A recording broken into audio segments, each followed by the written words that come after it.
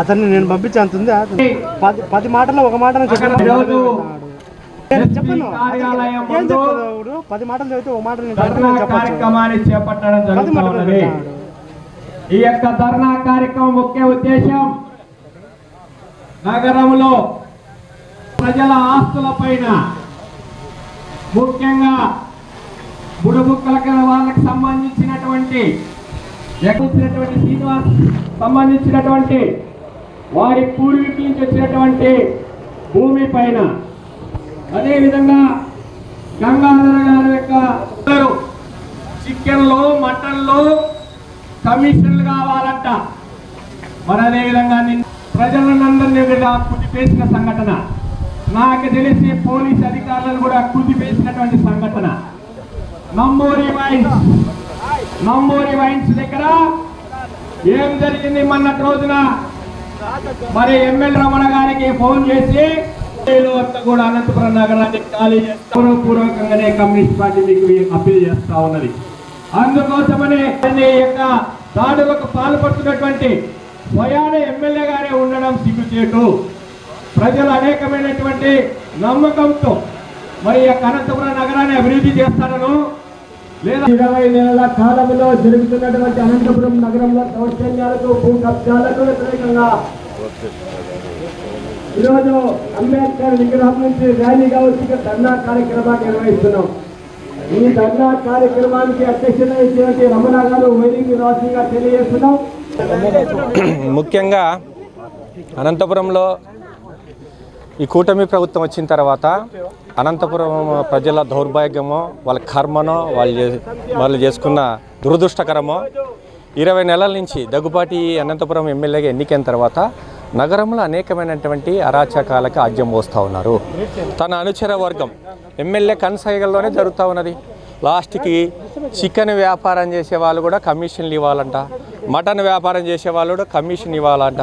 తర్వాత బూడుబుక్కలకు సంబంధించినటువంటి వాళ్ళ భూమి మీద దాన్ని బలవంతంగా లాక్కోలేని చూశారు.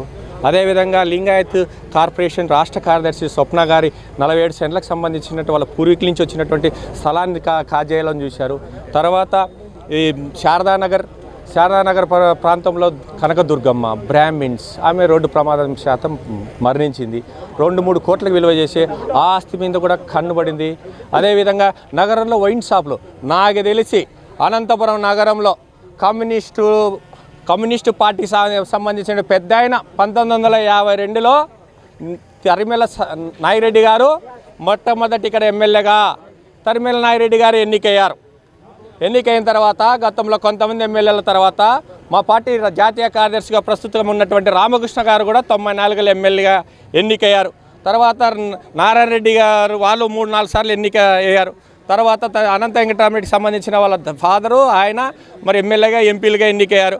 ప్రభాకర్ చౌదరి కూడా ఎమ్మెల్యేగా ఎన్నికయ్యాడు. మరి ఎప్పుడు కూడా వాళ్ళ నాయకత్వంలో వాళ్ళు ఎమ్మెల్యేగా ఉన్నప్పుడు ఎప్పుడు కూడా ప్రజల ఆస్తులపైన, ప్రజలకు సంబంధించిన ఆస్తులపైన పడలేదు. ఏంటంటే ఈరోజు దగ్గుపాటి వెంకటేశ్వర ప్రసాద్ గారు ఏం చేస్తూ ఉన్నాడు? 60 కోట్లు ఎన్నికల్లో అని ఖర్చు పెట్టాడు. ఆ ఖర్చుని ఎలాగైనా సరే మరి వసూలు చేయాలనే యొక్క లక్ష్యంతో పనిచేస్తూ ఉన్నాడు. ఏమైనా అనంతపురం నగరానికి సంబంధించినటువంటి ఏమైనా అభివృద్ధి పనులు చేపట్టాడా? అనంతపురంలో ఉన్నటువంటి చెత్త పరిస్థితి ఏంటి? అనంతపురం ప్రజలకు తాగడానికి కనీసం గుక్కడి మంచినీరు వస్తూ ఉన్నాయా?